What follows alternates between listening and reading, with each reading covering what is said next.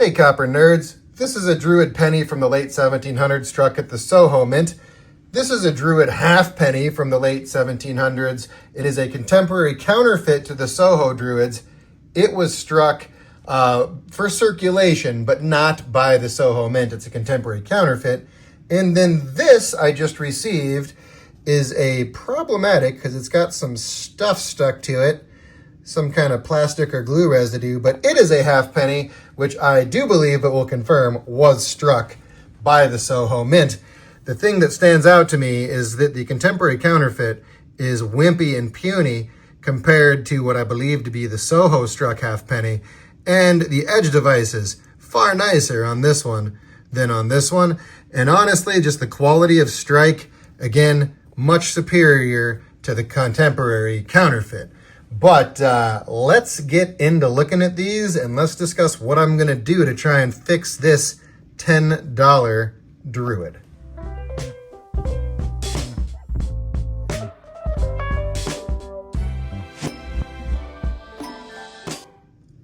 So this is a neat little trio. I'm still getting up to speed on my copy of the Dalton and Hamer book, but I note that for the Wales tokens, which I was not familiar with this when I made that previous video, I added a little caption that said these were not struck at SoHo. And we're told there's no information as to where, it's kind of hard to read some of these, where the issues of the tokens of North and South Wales, there's no information about where they were struck, but several tons were struck. So we don't know a whole lot about where these were struck, just that they were contemporary counterfeits of this, which I have no reason to doubt is in fact an authentic Anglesey from the Perry's Mining Company, struck by the SoHo Mint halfpenny, which makes a lot more sense next to the penny. I was confused when I was comparing these two. I was like, well, that doesn't seem like a legit halfpenny compared to a penny, whereas this does. This is certainly a legit looking halfpenny in terms of compared to a thick planchet 1794 large cent. It is larger than the large cent, so that all makes sense. The halfpennies were slightly larger than a large cent, whereas this little thing is not. And then, of course, we have the very obvious environmental damage on this one. Let's take a quick look at some photos.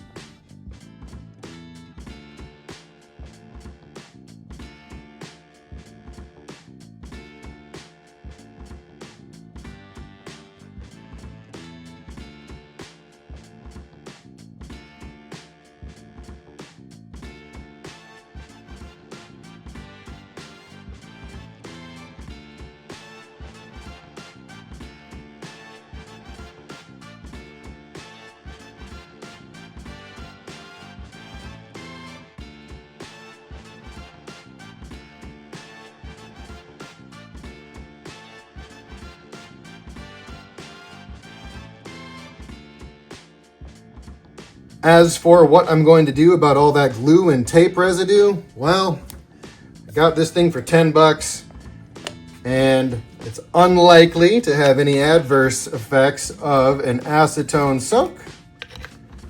So let's soak this one in acetone and then we'll check on it every now and again and forget about it until it's ready to come out.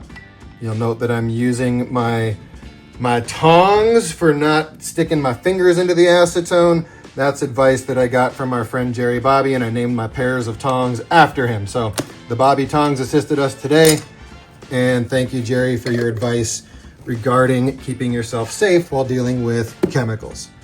We'll check on that one every now and again, and I'll keep you posted on the results. Thanks for checking this one out. Hit me up in the comments, and I'll catch you on the next one. Peace.